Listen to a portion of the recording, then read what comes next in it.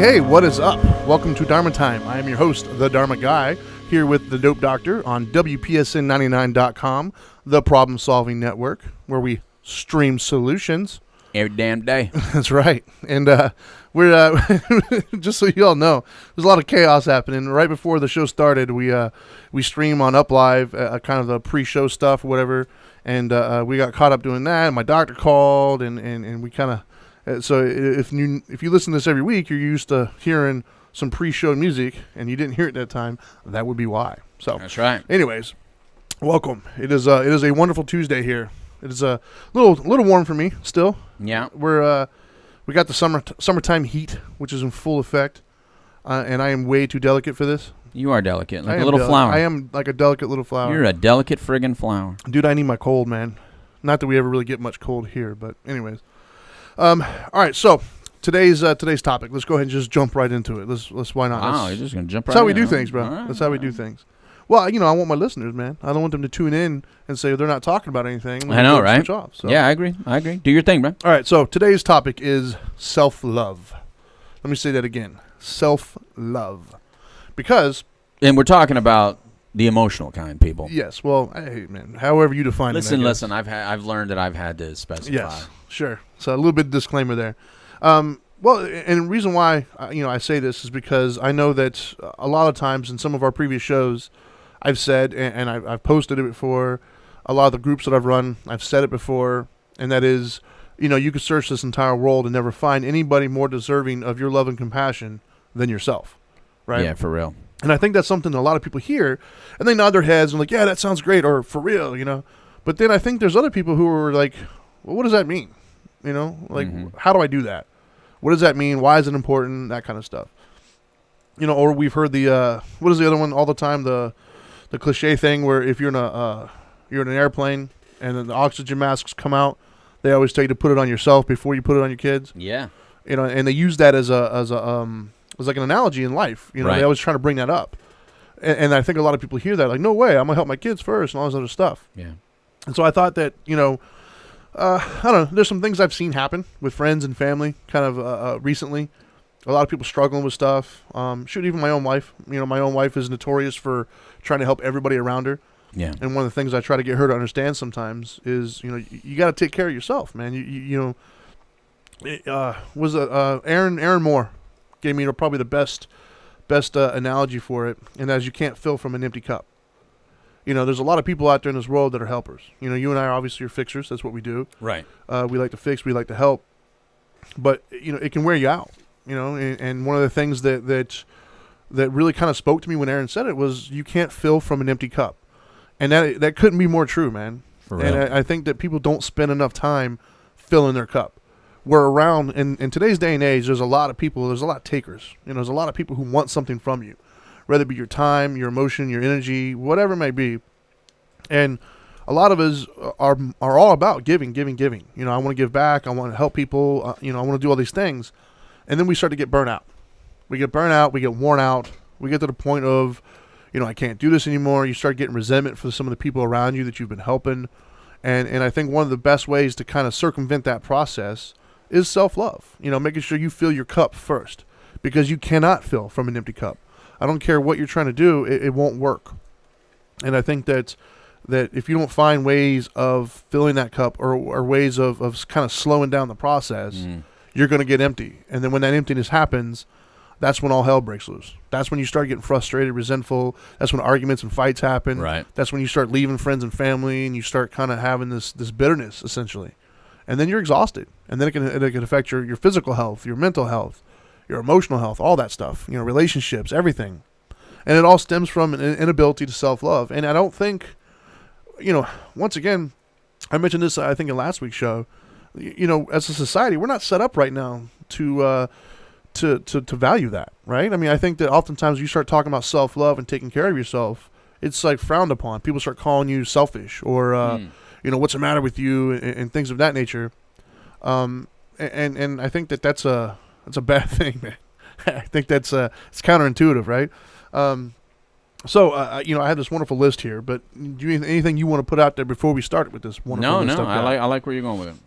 Right on. So, so the first thing I want to put, I have here is the why, what, and how. Right. Okay. So why are we talking about this? Why is it important? What does it look like? And then how do we Right. actually do that? Right. Okay. So for the why, I'm just going to read down the list that I have, and we'll expand on it. All right. Right. So I have, you deserve it. Right. You do deserve it. And I think that a lot of people out there in this world don't feel good enough sometimes. Mm. They feel like, I don't deserve to be happy. I don't deserve to feel fulfilled or whatever. What do you think makes people feel undeserving? Well, I think that Like past behaviors, past actions, thoughts that they may have. Yeah, or somebody in their life that might have told them that. You know, maybe if you're a They kid, just bought into it. Yeah, if you're a child and you're constantly told that you're not good enough, Right. or you're constantly critiqued and criticized and stuff, then you grow up kind of mimicking that and thinking, Right. I'm not good enough. Well, especially if you get called selfish, and that kind of got ingrained Yeah. in your head, and so self-love kind of feel like, well, no, I got to take care of other people. Yeah. And so I think it's important we all understand you do deserve it. Every human being on this planet deserves love, deserves your own love, deserves to be happy, deserves to feel fulfilled every day. And so this idea that you don't deserve it is just BS. I think one of the questions, though, is first or second. Because a lot of people, I think there's a lot of people, I've dealt with a lot of families throughout, being a counselor for so many years, 25 years in private practice. Right. I met a lot of mothers who felt like, okay, I may deserve it, but right now I have to help him first or her first, someone else. In other words, I may understand that I deserve it. They feel like they understand that they deserve it, but they feel like someone else needs it more now, Right. and that's more important than what they deserve. And my answer to that is you can't fill from an empty cup. My answer to that is helping others is helping yourself, and helping yourself is helping others. Mm-hmm. And what I mean is for instance, I used to bring this up a lot actually in groups. Part of the Buddhist philosophy is helping others and showing compassion, generosity. Right.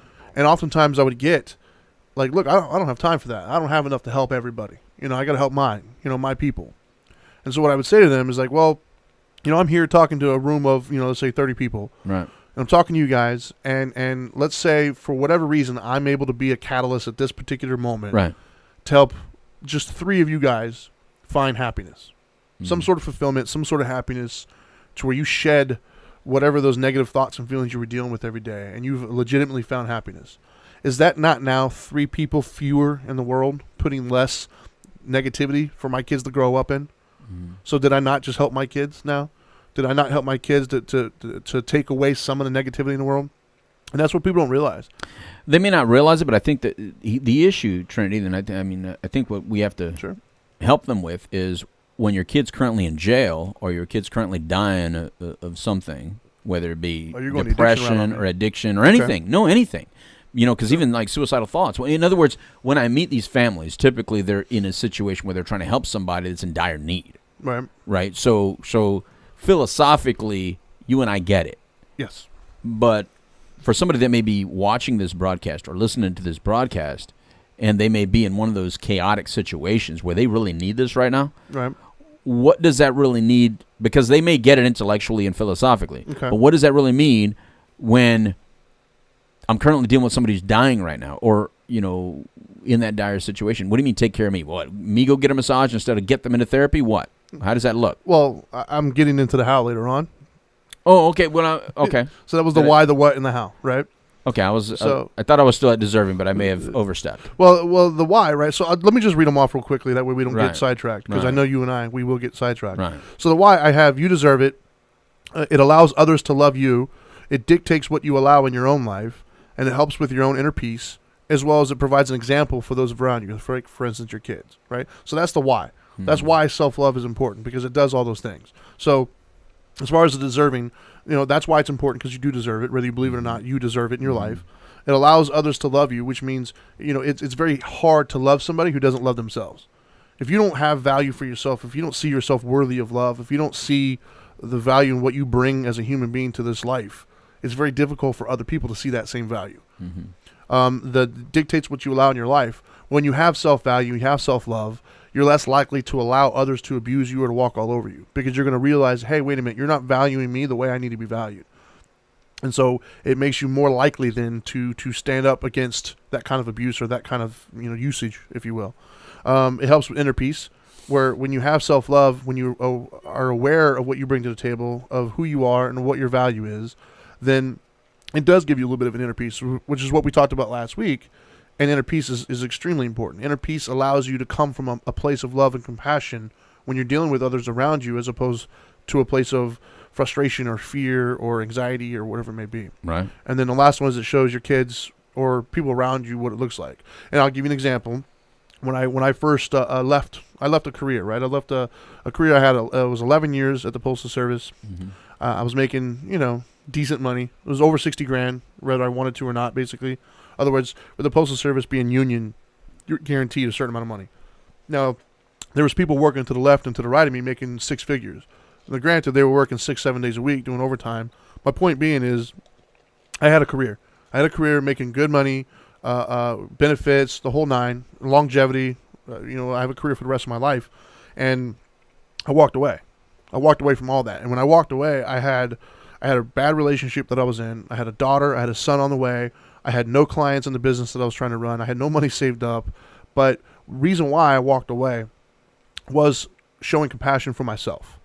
It was the moment, that was one of the hardest lessons for me to learn, was I spent all my time thinking about everybody else.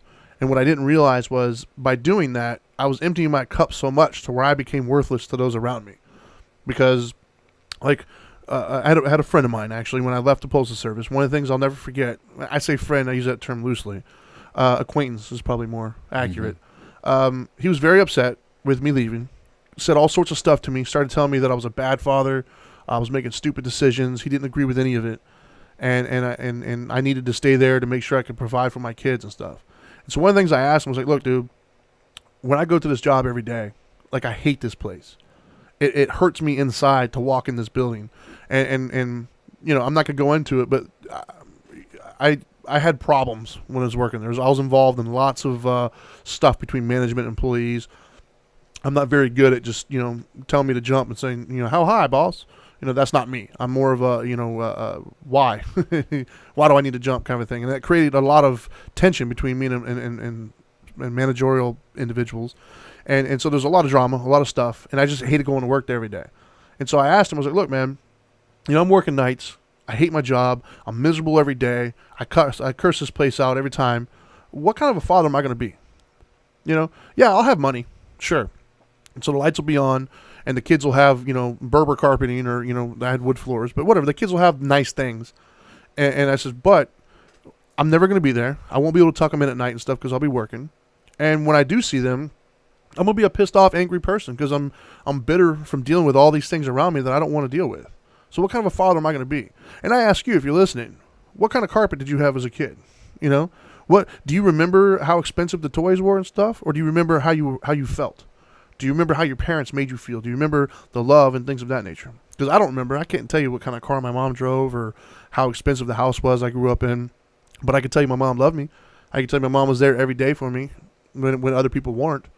And so that's what went into my decision making, is I had to love myself first. I had to make decisions for me to make me more whole and more complete before I could be what my kids needed me to be and everybody around me. And so that's why it's important. And that's where the whole, it kind of shows it what it looks like. Because I'm more proud now that at some point my children will, they'll get into these conversations with me. And I'll be able to explain to them when they're old enough. And they're going to, I'm more proud to tell my kids that I follow my dreams. I follow what I knew I was good at. And I love myself to put myself in a good situation to give them the better life than I would be if I would have stayed there, been miserable, but kept, a certain amount of money coming in every month. I'm more proud of that. And by better life, you meant a better father in their life. Yes. And so, for me. Which then translates to other stuff. Absolutely. But that's initial. Yeah. And so for me, I think I've lived it, right? I'm not just telling people about this. I lived it.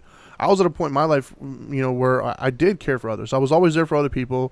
I let numerous friends of mine who were having hard times come live in my house, when I was single and I had room. I let them come in, live rent-free, do their thing. I was the first one to kind of, if somebody needed help doing something or pick them up or whatever it may be, I was always there for other people. But yet I was fighting so hard to keep a job that was bad for me. And it was because I wasn't good at showing compassion and love to me. And I felt, I felt almost, not necessarily unworthy, but I felt kind of like, I'm good. Why do I need to do this for me? And I didn't realize the impact that that mental health would have on me. And my mom will be the first to tell you, man, I'm a different person now to me and everybody around me for leaving that place and doing something for me. And I think that's the hardest thing for people to realize is you're focused on what's right in front of you. It's hard to realize 2 or 3 steps down the road how much that's going to impact you. But wouldn't you agree, and the reason I'm bringing this up is because there's people that may feel, okay, well, maybe it's my job, but wouldn't you feel that emotionally you just weren't where you were at either? I mean, maybe the job was such a distraction or just did so much to not allow you to focus on the other emotional maturity that you've done since then, but I would like to believe that there were other conditions that were making that job difficult, because you said you had been there for 11 years and yet you were working night shift. I would think that after 11 years you can go into day shift. No, not in the postal service. It's seniority, man. Really? Yeah, it's seniority. And I didn't want to work days because I was making more money at night. I enjoyed nights at the time. But it's not just so much the job itself as the mentality. Right. Because, the job, for me, it was the job. But for somebody else, it could be anything. It could be a relationship. It could be that friend. It could be, that house. It could be that car. Right. Each person has their own whatever it might be. For me, the job itself, I felt like it was holding me back. I felt like I was capable of more. I felt like, it was like a downgrade for me almost. Right. I felt suffocated there. And I was fighting so hard to keep it, not realizing what I needed to do was just walk away from that and start over. And that was for me. Okay. There were so many different things that said it would have been a quote-unquote bad idea for everybody else. Right. But for me, the best move was to do that. In hindsight, looking back, I was right. Well, my only concern is that I think there's a lot of people out there that kind of make their work conditions bad. Right. Because what they're coming in with is not a really good headspace. Right. So if you bring all your damage and you bring all your negativity into the workspace, you can make a really good job bad. Absolutely. Is why I'm saying that. No, absolutely you can. And that's where we'll get into the what and how, right? Is how do we distinguish what's self-love and what is, self-consequences, I guess. Right. Because I'd like to believe that I can go into any job right now, and I'd probably, even the worst of jobs, I can probably make the best out of it right now. Sure. Because I'm just in a totally different maturity level. I would agree with that. Totally different headspace. But I would like to believe that you could go back to that job right now, and I bet you would not be as angry. I just don't think that you would view it the same. I really don't. And the reason I'm giving you this example is because when I was in L.A., I'm gonna akin it to when I was in L.A. Sure. Where I first got clean and sober. I was 19 years old. Go out to L.A. I was completely miserable internally. Therefore, my L.A. experience, my year and a half that I spent there doing what I was doing, I was getting some great opportunities and doing some really great things. And from the outside looking in, it looked fantastic. Right. But internally, I was so angry. I had still so much anger that I had not processed through that I polluted all of it, and it all felt suffocating. It all felt bad. It all felt evil to me. Like I needed to get out of there. And I'm a much happier person than I left, but I don't blame L.A. I don't think it was L.A. I think where I was at that moment in my life, I wasn't able to appreciate the good things that were available to me at the time because I was looking at it my glasses, my lens was so darkened and smudged and clouded that it did not allow me to see the blessings that were in front of me. So therefore, it wasn't a good situation at that time in my life, and I think timing is everything. Yeah, I don't disagree that time is everything. I will say that because as you were talking, I was thinking to myself, could I go back to that lifestyle? And no, I don't think probably I not could. The lifestyle, but I think you can go back to that situation and be different. I don't think... I would be different, but I wouldn't get the same fulfillment. And that fulfillment is what I need. Compared to now, you mean? Correct. I agree with that, but I think that you would get a better fulfillment than what you did then. Yes. I would definitely respond differently because of where I'm at growth-wise. Right. But... if you were to double what I'm making now, but tell me I'd have to go back there, I wouldn't do it. And the reason I'm bringing it up is devil's advocate, brother, because I know that people watch and listen to you or to us, and they want that guidance, and so I want to make sure they understand that. Yeah, I'm not telling you to go quit your job right now. Relocation is not always the answer. It is the answer for some people. Well, that's why I said for me that's what it was. Right. But I think it's important first to go back and look at what you're bringing to the table. That self-love you're talking about, I think it's important to say, am I loving myself, or am I settling? Yeah. And if I'm settling and I'm just staying in a situation because I'm afraid, well, then I'm not taking care of myself. Correct. And that's where I was at. Right. I was staying in a situation because I got comfortable and I was used to a certain response kind of a thing. Yeah. And I was fighting hard to keep something I didn't want. Yeah. And that's why I said for me personally, where I was at, that was my crescendo, if you will, for loving myself. Right. That's how you showed yourself that you love yourself. Exactly. And by doing that, that allowed me to be teachable for all these other things. It put me in a much better headspace. And I did that for me. And then by proxy, I did that for everybody around me. Right. Because once again, you cannot fill from an empty cup. Now, initially, did it appear selfish? Because I think a lot of self-love does appear selfish initially. Well, I think a lot of people thought that way. Right. A lot of people didn't get it. Like I said, some of my very close acquaintances at the time had some very negative things to say to me about that. Right. And it was hard to do it. It was hard to look at my children and think of, look, I'm walking away from guaranteed money every month to who knows. Well, you're walking away from stability. Exactly. But my value system, I kind of switched over to what means more to me, and that peace of mind, that self-love meant more to me. Right. And so that's why I made the decision. And which is also why I can't regret it. Even if it didn't work out the way it's working out currently, I still couldn't have regretted something because I made decisions based upon what I felt to be a right path for myself. Right. So even if it didn't turn out the way it did, I still couldn't regret it, kind of a thing. But anyway, so that's the why, right? So the why is definitely you deserve it. It allows others to love you, right? Because when you start to approach life in a certain way, it makes others look at you differently and give you love. It dictates what you do allow and don't allow in your life, right? Because there's certain things I just won't allow anymore in my life that I would have back then. Certain things I found acceptable back then that I don't now. It helps with the inner peace, and then it shows not only your kids but people around you what that looks like, right? And so here's the what. Like, what does it look like? Okay. So I'm once again, I'm gonna just run through the list, and then you and I can kind of just do what we do. Sure. So the list is do the right thing, personal growth, me time, self-respect, and not allowing others to dictate your value. That's my list of what it looks like. So from the outside looking in, it looks like doing the right thing, and I think that's a big one because the feeling you get when you do the right thing supersedes most other things, I guess. Right? Like, and it sounds so cliche. It really does. Do the next right thing. Yeah, do the next right thing. It's so real, though, man. That corny stuff is real. It is real, right? Because, and that's what I try to teach my kids is there's been numerous times in my life where my ego wanted me to respond or do certain things. And I saw the immediate, gratification, right? I saw the immediate, oh, I could do this. Right. But then I stopped, and where I'm at now is hold up. How am I going to feel about that afterwards, though? It's not necessarily the right thing. And is that the kind of image I'm trying to portray to everybody? Is that the kind of reputation I'm trying to have? Is somebody that's going to do this for the immediate gratification of the consequences? And no, it's not. Where I'm at now in my life, to me, it's the integrity aspect. That's who I am. That's what I value about myself is my integrity, my loyalty, my honesty.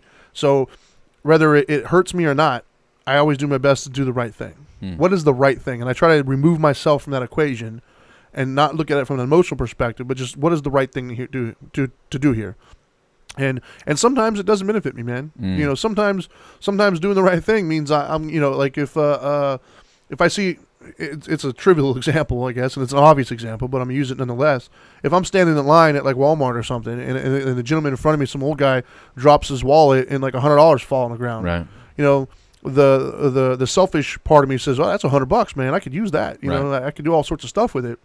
But that's not the right thing. Right. The right thing is look, man, hey, you dropped this money.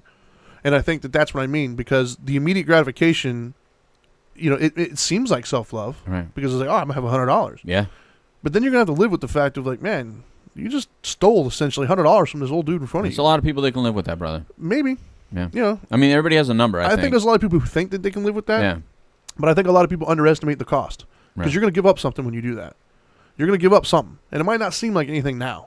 But if you keep giving up little somethings over a long period of time, you look back and you gave up a lot. But if it wasn't for the fear of karma or people having a belief system bigger than themselves, more people would take that $100. Absolutely. I mean, if it's just based on that, feeling bad about it, of course. Good luck. But I guess I happen to believe in karma, so that allows me to make those decisions better. If I was going to relate it to spirituality, right? Right. It's you have to, because you're the Dharma Guy. So can you please? So if it was part of the Eightfold Path, right? Is number 5. The Eightfold Path is right livelihood. Okay. And this is like a heated discussion a lot of times in groups, and that is, whatever you do for a living should not contribute to the harm or suffering of yourself or anybody else. I like it. So we're on internet radio, so I'll use my actual, what I usually say to people is don't be a dick for a living. Yeah, right. Right? And what I mean by that is the example I typically use that nobody argues about is a drug dealer. It's very hard to try to be spiritual and peace-loving and compassionate while you're being a drug dealer and making money off of other people's suffering. Is it possible? Maybe. I'm sure there's an outlier everywhere. Right. But is it easy for some people to make money that way? Sure, but you're giving up something. There's a piece of yourself that you're going to have to turn off in order to be comfortable with making money off of other people's suffering. Right. And you might think that that's a cost you're willing to pay. And maybe you're right. I'm willing to venture that long term, probably not. That's going to affect you in ways that you're not even aware of yet when you start turning off those kinds of parts of yourself. And so, to me, that's where the self-love comes in. I love myself enough to make decisions now that my future self is going to thank me for. Right. So even though that $100 on the ground might seem like something you're okay with, and maybe you are right now, legitimately, but you're going to have to turn something of yourself off in order to get that. And if you start being comfortable with doing that, it's going to affect other areas of your life, whether you believe it or not. Now, I'm not saying it's not easier. I'm just saying it's not worth it. Right. And so to me, that's where the self-love comes into play. That's where the doing the right thing comes into play. Cool. I'm doing the right thing not only for everybody else, but for me too. Because I'm going to feel good about that later on, and it's going to make me more at peace with who I am and where I'm at. So let me throw something at you then. Sure. Right? Because first of all, when I was in that situation of your analogy, I thought I was making more people happy than I was making miserable. Because as long as you're not watching their misery and you're not tuned into the misery, or you're just not listening to it, right. All you see is the happiness you're providing people. You're giving them a service. Sure. You're giving them something they're actually looking for. And I always felt like if I don't do it, someone else is going to do it. So I might as well benefit from it at the same time making you happy. So that's the first. The second one on your thing about the $100. What if you just saw that same guy that just dropped the $100 act like a complete dick to the cashier right before dropping the $100? Do you still give it to him? Absolutely. Okay. I think that's important to talk about. Yeah, it's not my job to play the moral police. Exactly. Like, I'm only responsible for me. Right. And so, he is who he is, and I don't know why he's being a jerk. Maybe he's being a jerk because he just lost like his whole family in a car accident the day before, and he's just having a hard day right now. That doesn't mean he's a bad person. Right. That doesn't mean he deserves to have that $100 taken from him. And if he's already having a rough time, and then he realizes later on he's missing $100 that somebody took from him, how much more irritated he's going to be. And then, if you're talking about karma, the way most people view karma, I guess, that's the same kind of situations. Let's say how would you feel then if you took the $100 because he was being a jerk, he ended up getting pissed off and being mean to somebody coming in and out of that store, some kid, and then that little kid gets his feelings hurt, and then he goes to school and shoots up. And then he goes to school and shoots up the school that your kid goes to. Yeah, all because of $100. Yeah, and you wouldn't even know it. No, I mean you're never going to know what you caused by. Yeah, it's just not worth it. But however, this is where I'm not as healthy as. Sure. I'm not that. The moral compass gets. Hey, bro, I'm not that old wise man. I would give it back to him, but it would come with a condition of a comment. In other words, if I see someone acting like a jerk off, right, and then I'm about to help them out, where I know realistically I don't have to do this, but I'm going to help you out. Right. I'm going to allow them to know this is what politeness or kindness looks like. I can't help myself. There's nothing wrong with that per se. In other words, I'd probably say, look, you're being a dick to her right now, but here's your 100, and what's right is right. Here's your money. As much as I'd love to keep this right now, brother, I'm going to give it to you. And I don't have any problem with that. I would say that to him, and that would, I think, what I would hope is that he would then say, "What do you mean I'm being a jerk?" And then it gives me an opportunity to say, "Well, man, she's working for like $7.50 an hour, and you're like, she doesn't deserve it." Well, it's a teachable moment. It's a teachable moment. Yeah, and I don't. I look for teachable moments. There's nothing wrong with that at all. Not intentionally, but it just if you go by my behavior, I look for intention. I look for that. And in that situation, I don't mind that at all. Okay. I mean, you still did the right thing. Right. The right thing is you controlled your behavior, and you gave somebody a moment to learn. Now, whether they learn or not, that's not on you. Well, that's why I like your answer. As far as like, I do the kindness for me, not for them. Yeah. So whether they're deserving or not is irrelevant. Well, everybody deserves. We always talk. You and I have always talked about that. The person coming behind you, you open the door for them. They're talking on the cell phone, or they're just preoccupied in their head somewhere, or they felt like you're supposed to open it, whatever it was, and they don't say, thank you. Yeah. It doesn't matter because I opened it because it was the right thing to do. All right. So the what? So the next one. So that's what it looks like from the outside in is watching somebody doing the right thing.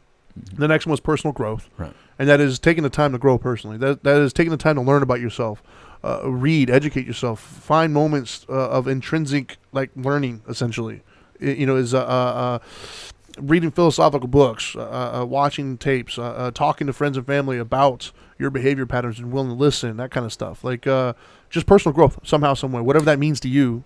Personal growth. Is this where we can go back to my original question? And what was your original question again? About the lady that she's having to help somebody in chaos right now. So she's saying, I can't help him right now. I mean, I can't help myself right now. I got to do for him first. But after he gets settled, or after he, gets into treatment, or after she is no longer suicidal, then I'll take care of me? Well, it's not, but let's address it. God, man, let's just do it anyway. I'm still waiting for that moment. We don't have like an agenda here, man. We do what we want. So. All right, then let's go help. Well, go ahead. Let's go help. I'm gonna help that lady right now. I help that lady every day. That's why I want to hear. Because I guarantee you, one of them are listening. And I guarantee you, a little bit what I'm going to say is probably what you've already said to them.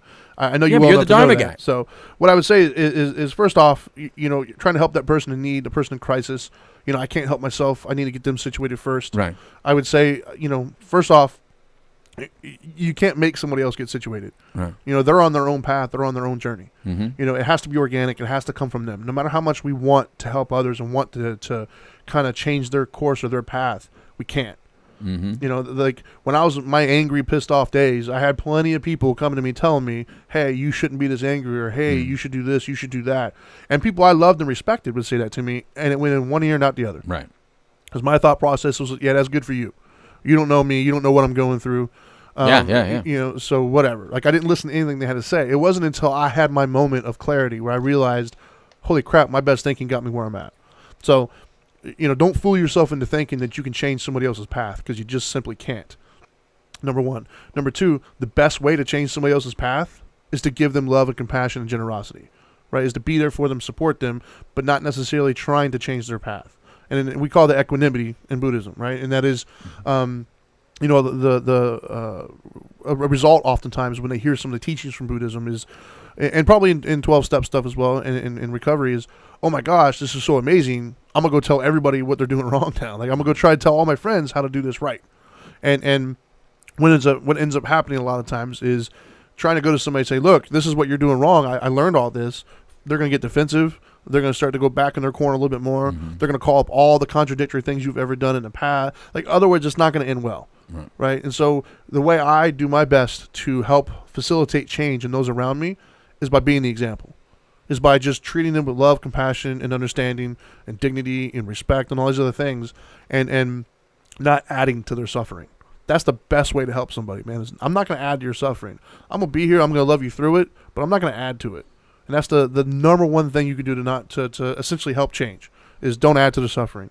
The other thing is, in that situation, if she's truly trying to be the best that she can for that person, trying to help them the most, you've got to have enough self-love to where your words have more impact, right? Meaning, once again, you can't fill from an empty cup. So if you're not right from yourself, that's going to affect every single thing that you say. Like when I was at the Postal Service, right? One of the reasons why I left, part of the self-love, was because that job was contributing to my anger and my bitterness. Then every single thing I saw in my life was a problem, whether it was or wasn't. It doesn't matter. All I had was a hammer, so all I saw was nails everywhere I looked. Even when there weren't any. There was no nails there. They didn't require that, but that's the mindset I was in. And so that changed how impactful I could be to those around me. I wasn't able to be flexible enough to communicate in ways that they needed to hear, because I was so fixated and so confused in my own world, if you will. It wasn't until I got my own world taken care of that I was much more clear mindset to where I could help those around me. And so if you're coming from a place of desperation, if you're coming from a place of hurt, anxiety, whatever it may be, and you're trying to help this person, you got to ask yourself, are you really helping? You might think that you are, but maybe you're not. Who knows? Could you help that person better if you were in a much clearer mindset? If you were in a healthier place yourself, could you help that person in a better way? Maybe. I'm going to say yes. So the thing that we don't realize is every single thing that we say, every single thing that we do is all predicated on where our mindset is. And the healthier your mindset, the better the healthier your I don't know what the word I'm looking for, output, I guess, your actions, your behavior is going to come from a different place, right? And I think that's what we underestimate. I think we as human beings, we have this delusion that we have control over things that we just don't. We think that I know me, for instance, when I was in my angry, bitter days, I thought that I was coming from a good place. I thought I had all the answers and I was doing right. It was everybody else that was the problem. And I couldn't understand why I was upsetting people around me, or why I was told that I was too aggressive, or I was too this and nobody's going to listen to me. I didn't understand any of that. I thought they were all just dumb and they needed to learn, right? If they would just listen to me, they'd have it right.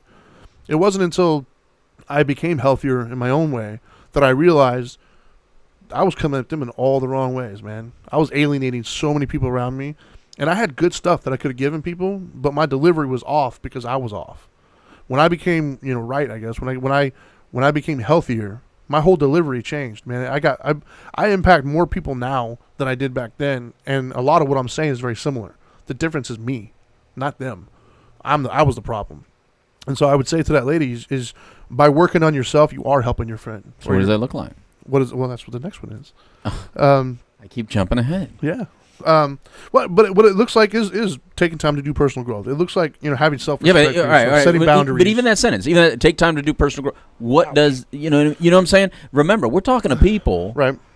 That sounds like gibberish in Chinese. It sounds very normal to you, right?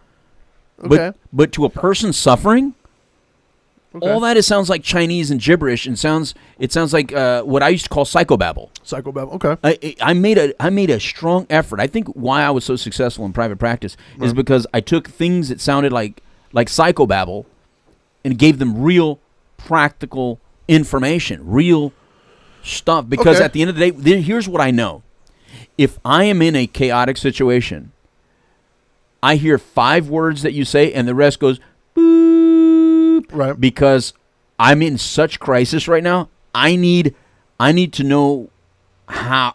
I need something very practical right now. I need that because I can't even get philosophical when I'm in chaos. Right. And that is what I've learned about people that are in true crisis. They can't get philosophical at the moment. They're just unable to hear a lot what we say.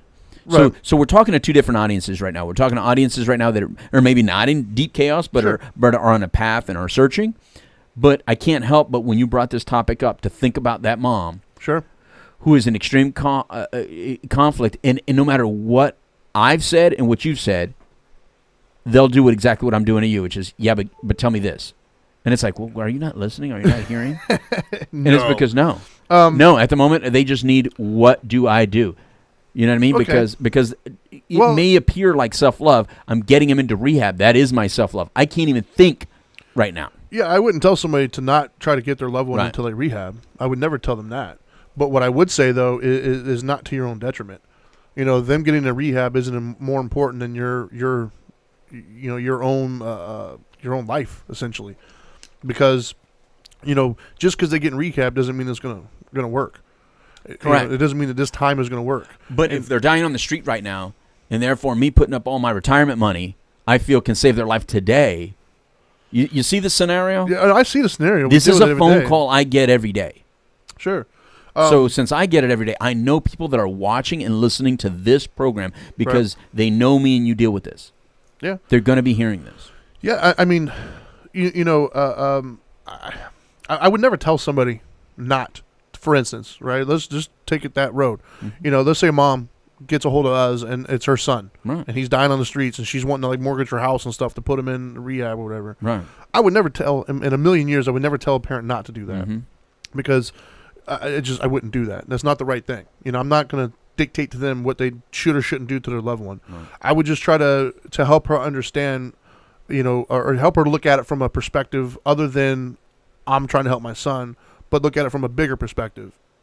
Is it going to put you in a bad spot if it doesn't work? Let's play devil's advocate. If it doesn't work and if it fails, are you going to be in a bad spot because of it?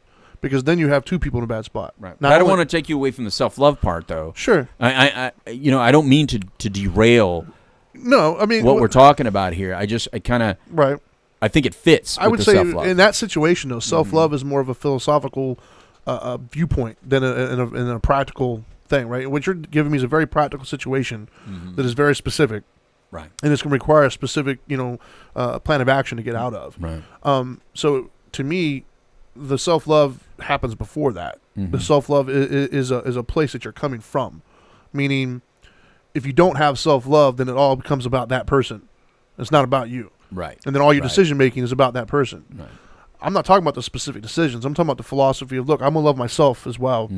and that's going to dictate what you say and do. So a person who has self-love, who has self-worth and value, might not make the same decisions. They might find a third option. You know, they won't just limit it to I mortgage my house or I don't. Well, they'll also have those boundaries. Exactly. You know, self-love includes boundaries. And that's where what it looks like, right? Because the things I have here is not allowing others to dictate your value, right? Like, you know, your sobriety is not more important than my life. They're equal of importance. Like, your sobriety is important to you, but my life is important to me as well. Right. Like, I have my own things I got to worry about. Right. So that was I'll repeat the what real quick and we'll get into the how. Okay. And then we'll just free for all. The what is... It hasn't been a free for all. You've kept me very, very I try. It's hard, man. I try. Well, I mean... I got squirrel too, so the two of us can get off on tangents. Well, okay. But the what is doing the right thing, personal growth, me time, self-respect, not allowing others to dictate your value. That's the what. And then how do I actually do those things? What I have here is get to know yourself, learn to enjoy alone time, know your value and your flaws, personal growth again, spirituality, and focus on what you can control, which would be yourself, right? That's the what, how to do it all, right? Okay. So basically, I'm trying to think how I would talk to, like my kids, right? I'm trying to think how I would teach them how to find it. Well, can I start? Yeah, go for it. Okay, maybe that'll give you some inspiration. Let's do it. First of all, we could do like a 5-part series on this, just so you know. Like we could do a 5-part series on everything that we talk about. First of all, but anyway, on this particular thing, I think there's one critical piece here that is, and you may think that I've been derailing you, but I've actually been guiding a little bit of what self-love really looks like in a practical nature. Sure. And so I'm going to jump in here for a second. Boundaries is the most important word. Absolutely. I think when you're talking about self-love to a person who is currently not experiencing any self-love at the moment, yet trying to influence someone else to make a better decision for themselves. Okay. Number one is if you have not edified yourself, if there's in other words, if you haven't put yourself in a position where that person wants anything that you have, they don't respect you, and they're not valuing what you have to say or your opinion. A lot of that has to do, of course, with them in their space. But a lot of it also, the part that you can control and you can help change, is that what are you role modeling?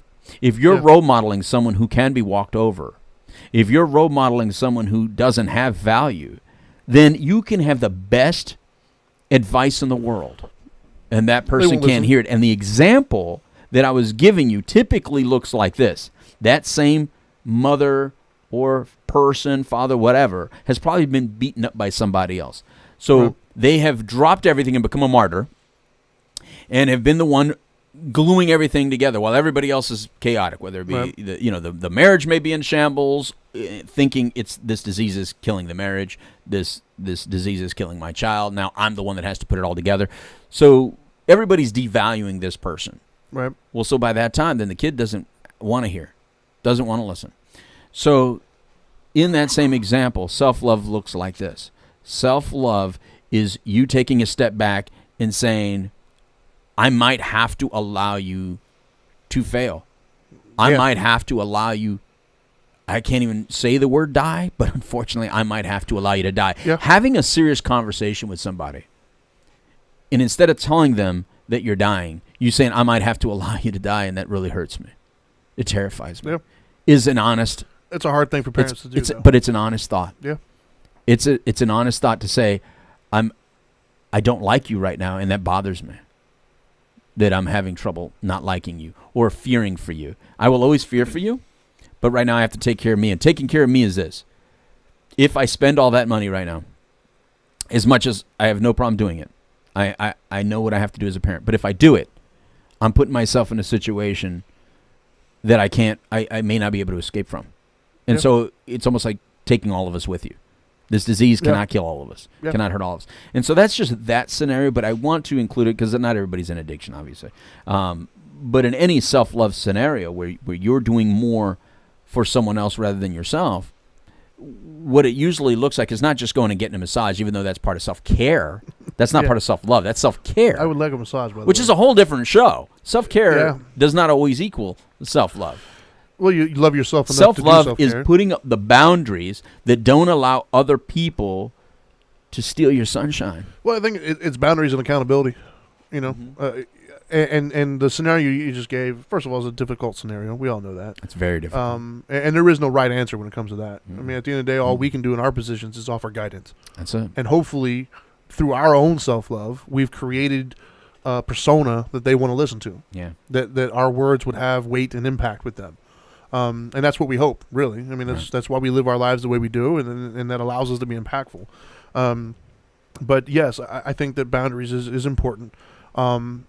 But I think the reason why I wanted to have this show is that I think that sometimes people get so caught up in that scenario, not that specific one, but any scenario, whatever scenario it is, right? And they get so focused on that, so Right. close to the situation, that they Mhm. forget how important the bigger picture really is. And I think that's the beef of this. Yeah, and that's self-love is the most important as far as I'm concerned, because I think self-love is what sets you up for everything else. It starts at self-love. Self-love dictates the decisions that you make, the people you hang around, what you allow to happen to you, what you allow yourself to participate in. Without that self-love, without that confidence of who I am and what I bring to the table, everything else to me is almost like false. It's almost like a false persona. It's just, you're like a passenger in your own life at that point. And I think that if you want to be a driver in your own life, then you're going to have to do it. You're going to have to take the time to get to know who you are. And that's where it starts, to be honest with you, for me anyways, Right. is you got to take an honest assessment of who you are. What am I good at? What am I not so good at? You know, flaws are only a weakness if you let them, right? You know, meaning if you don't work on them and you try to ignore that they're there, and you allow those flaws to be in place and let other people see them, but you are unwilling to acknowledge them, Right. that becomes a weakness. Right. That's when people can use it against you. That's when you get yourself in all sorts of trouble that you don't need to be in. Right. But if you know your flaws, if you know already, like, you know what, I'm just not good at this certain thing, then you know that going into any situation, what I'm not good at, and you can prepare for it. Mhm. Like, there's certain things I'm not good at, and I know that, and thankfully I married a woman that's really good at a lot of stuff that I'm not so good. So I oftentimes will go to her and be like, hey, what do you think of this? What are your thoughts on that? And I'll hear her response knowing that she's coming from a place that's a lot better at certain things than I am. You know, maybe sometimes to the other end of the extreme, you know, and it doesn't mean I do everything that she says. It just means I take that into consideration because I'm aware I'm not good at it. Right. So I'm aware that, you know what, my perspective is slightly flawed or slightly askew because I'm coming from a place that's not in my toolbox. Right. She does. So I confer with her. I'll hear what she says. I'm like, okay, I didn't look at it that way. All right. And then I'll try to come up with some sort of compromise between the two. But I can do that because I'm aware of what I'm not good at. And so I think it is so important. I meet so many people who are just not self-aware. So many people who don't know who they are. They don't know what they're good at, what they like, what they don't like, what they're not good at, what they're bad at, what they're and why they're bad at those things. And I think that's where it starts is you got to get to know yourself, man. Read some philosophy books, watch some videos, talk to friends, listen more than you talk, kind of a thing. And I think that's where it starts. Meditation is a huge one. I think that too many times we get stuck in this noisy world and we forget to kind of have some alone time, some silence. I think that's important. You know, if you find yourself constantly chasing noise, chasing friends, chasing, you know, some sort of company. Yeah. Or the drama and the chaos is driving. Yeah. Look into that. You know, maybe it's not a problem, but maybe it is. You know, maybe it's you avoiding hearing that internal voice. Mm-hmm. Maybe it is. You know, like, because I know a lot of people in my life that are like that. A lot of people I've met throughout my life that just cannot be alone. Right. Don't like alone time. Got to have noise constantly. You know, maybe you need to look into that. What is it your inner voice is telling you that you're not wanting to hear at the moment? Do you think you can still do self-love in that noise? What do you mean? Like, can you do self-love when you're surrounded by chaos? Surrounded by the noise and you know, for the people, in other words, there's people that say, I thrive better in chaos. They may thrive better as far as like completing tasks. Yeah. But in their headspace, when they say, I thrive better in chaos or I do better in noisy situations. I think you might be more comfortable. If you come from a chaotic life as a kid, then you're going to be more comfortable in that chaotic life growing up. Right. But I don't think you necessarily have to have, the only thing that you have to have is a will and a desire. Like, because my life was chaotic when I started finding myself. I had craziness going on. It usually is when people start finding themselves, right? You know, I mean, that's the driving mechanism exactly, typically, right? You know, where there's a need is usually going to be a way. Yeah. You know, was it the necessities and mother of all design? So I don't think you have to have this quiet, calm, Zen-like atmosphere to love yourself or find yourself. I think you have to have the desire. If you have the desire, dude, I can be around chaos and be completely cool inside. Like, matter of fact, it happens quite often. I'm in chaos all the time. If you ever show up to my house, I got 4 kids, 2 dogs. I mean, it's always insane. Right. And I'm cool. Yeah. Like, I'm all right. Yeah. But I think it's a lot of work. But the problem is, or the point is, you got to find the value in that. If you find the value in that, then you're going to do the work it takes to get there. And I think that's where we need to be, is we need to start realizing the value of self-love, because it starts there. If you don't love yourself, man, you're not going to love the people around you. You're not going to demand the kind of love that you deserve. And you're going to have this feeling of unfulfillment, or of I'm not appreciated, I'm not loved, I'm not getting all these things. Well, you teach people how to treat you. Right. You know, if you keep eating it, it's not my job to stop giving it to you. It's your job to stop me from giving it to you. Right. And so I think that practical terms, yeah, man, some meditation, some introspective thinking, some reading. You know, I know that's a hard thing for people to do, to read. But there's a lot of good stuff on paper, man. Well, I think it helps. I think it helped me at least identify it to people when I started explaining that breathing and showing them the science of breathing and oxygen, and showing that actually improves clarity and better decision making. Meditation is scientifically proven. And so that's why meditation works, because if you look at the science of meditation and prayer, both of them highlight the frontal lobe like extremely. So therefore, they found that prayer and meditation give you the exact same benefit as far as like brain wise. I'm not talking about all that spirituality. I'm just talking brain wise. There was a study. That's what I'm talking about. The monks. Yeah. Yep. So within that study, if it's shown that way, then just your silence and breathing properly is going to give you things, even when you believe in nothing. You don't have to believe in anything, and yet still get that frontal lobe to give you the best decisions and clarity of thought. And that's what you need right now, because you're in chaos. Yeah, well, so self-love does look like that. Yeah, well, by nature, aren't we philosophical beings? Yeah. Like, we really are. Yeah, do not make a decision while not taking breaths. Yeah.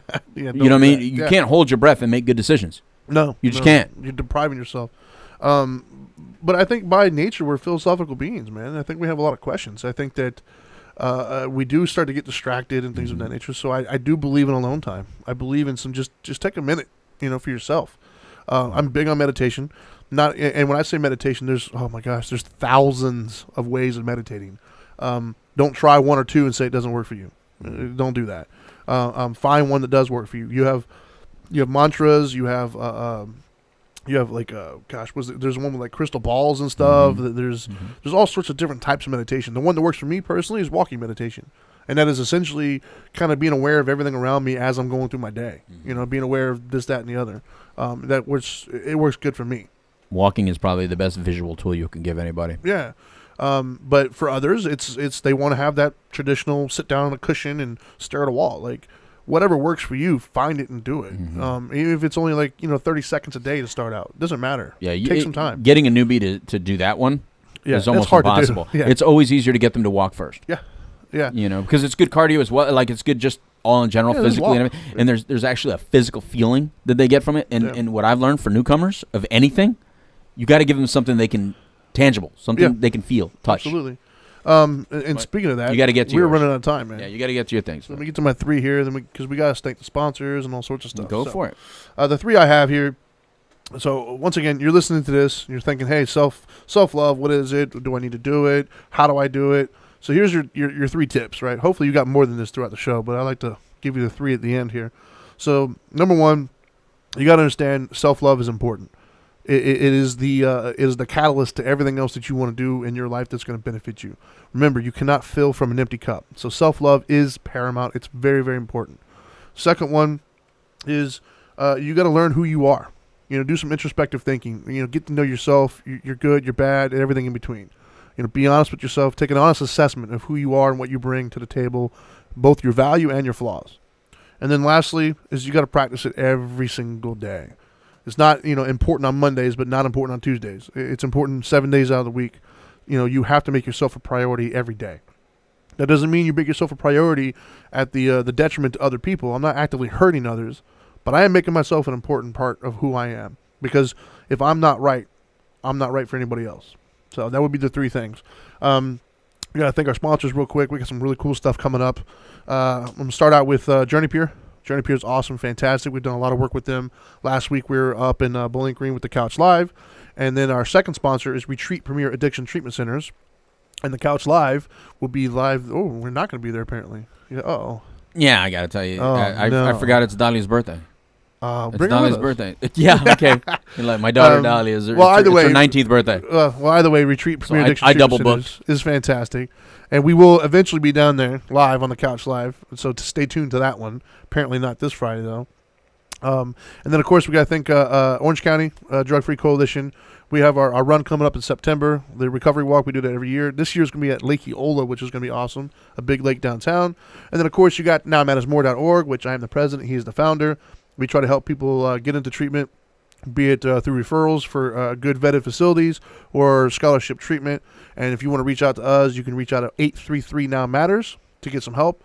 Or you can go to nowmattersmore.org and fill out an application. Or if you just simply want to donate and contribute to the cause, we'd love to take that and do good things with it. So anything else you got before we sign off here? Oh, I had already turned down my microphone. Oh, he's already Johnny on the spot today, man. No, I'm just thinking, I hope you don't mind such interjections. It's just that I love it, man. You picked a topic today. It's a good one, man. That I think is very difficult to explain to others when they really need it. Self-love is easy to talk about when you don't need it. Or when you have it. Or when you're already on a path of self-discovery. Yeah. Self-love is very difficult to explain in practical ways to people who are not currently on a path of self-discovery, but instead they're in the midst of a divorce, or they're in the midst of financial ruin, or they're in the midst of helping someone like in the example I said earlier, where someone is currently hurting themselves around you with drugs or alcohol or a mental health problem, and they're currently being suicidal. I think that self-love is just one of those things that, again, it's almost like talking about different types of tea to someone who already appreciates tea. But self-love is like an advanced tea. Like, don't talk to me about some high-level tea when I don't even know what you mean by tea except the letter T. Well, I would say that a good indicator a lot of times, and this isn't in every case, of course, but a lot of times when you're in turmoil and you're in crisis, the people that you're looking to give you guidance on the way out, see how much self-love they have. Right. And maybe that's why you're going to them. It's because they already have a good spot. They already have a good mentality. So that shows you how important it is. The people you're going to typically have good self-love. You know the visual that I give them? What's that? Is tell me about. I mean, first of all, I'll ask, has this ever happened before, and have they ever been put in jail or in rehab before? And typically it's a yes. Right. I said, what was that first 24 hours like when they were in? And you'll see the look on their face. It was like pure joy, like, oh my God, I hate to say it, but when he went to jail, I was so happy that day. I actually felt very relaxed that day. Nice. I knew that at least he was not going to die that day. He wasn't on the street running. And so I say, how do you think you can mimic that before? Is there a way that, like what did it take? What did you do that day? Right. And then they'll tell you things that they did that day. I actually did this that day, or I fed, ridiculous. Like I watered the plants that day. I says, and so I said, well, then you do know what it feels and looks like. The key is trying to figure out how to do that, how to do that even in times of chaos. Yeah. Well, there you go. I think that's our time, man. So from all of us here at Dharma Time and WPSN99.com, now that you know better, do better. Peace.